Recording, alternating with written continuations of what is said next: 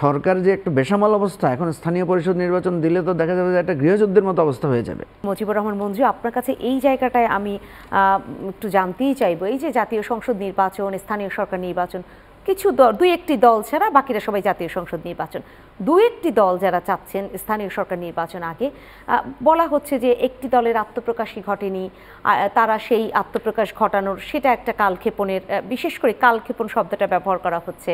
আরেকটি দলের ব্যাপারে বলা হচ্ছে, বা সেই দলের একদম, আমি জামাত ইসলামের কথা বলছি, জামাত ইসলামের আমিরই বলেছেন যে আমরা তো আসলে নিবন্ধনটা এখনও ফেরত পাইনি, এটা বাংলাদেশের জন্য লজ্জার।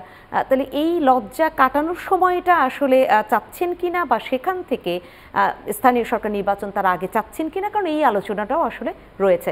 আপনি নিঃসন্দেহে এটা তো আপনি যেটা বললেন এটা তো সন্দেহের কথা যে তারা এটা করতে চাচ্ছে কিনা, যেহেতু তারা অনেকেই সন্দেহটা পোষণ করছেন। তারা যেহেতু নিজ থেকে বলছে না, আমাদের চিন্তাটা ভিন্ন জায়গায়। আমরা কিন্তু বলেছি যে স্থানীয় সরকার নির্বাচন আগে হতে পারে, কেন হতে পারে, এটা যুক্তিটা কি, বা পরে হলে কি হবে। আমরা যেটা বলেছি যে দেখেন, স্থানীয় সরকার ব্যবস্থাপনাটা কিন্তু একদম এখন ভ্যাকুয়াম হয়ে আছে, কারণ ইউনিয়ন পরিষদের প্রচুর ইউনিয়ন পরিষদ চেয়ারম্যানরা পালিয়ে আছেন, উপজেলাগুলো বাতিল করে দেওয়া হয়েছে, পৌরসভা সিটি কর্পোরেশনগুলো ইনঅ্যাক্টিভ, ওখানে প্রশাসক দেওয়া হয়েছে কোথাও কোথাও, এবং যাদেরকে প্রশাসক দেওয়া হয়েছে, যে টিওনাদেরকে দেওয়া হয়েছে, গভর্নমেন্ট অফিসারকে দেওয়া হয়েছে, তাদের বিরুদ্ধে তো অভিযোগ যে তারাও তো স্বৈরাচারের সহযোগী ছিলেন, যেটা সেলিম ভাই বললেন।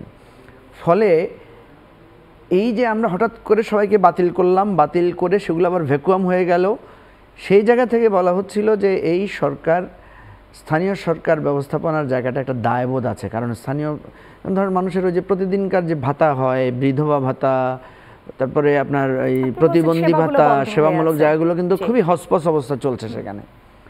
সেই জায়গায় সেই দৃষ্টিকোণ থেকে বলা হয়েছিল যে স্থানীয় সরকার নির্বাচনটা আগে করা যায় কিনা, এটা একটা ব্যাপার।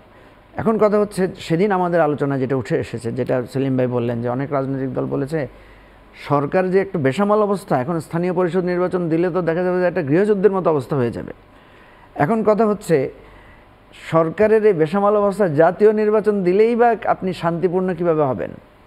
এই যে আজকে খুলনা প্রকৌশল বিশ্ববিদ্যালয়ে যে মারামারিটা হলো, পাল্লাটা তো থেকে ভারী করে রাখছেন সংঘর্ষে, যে ওটাতে বেশি সংঘর্ষ হতে পারে।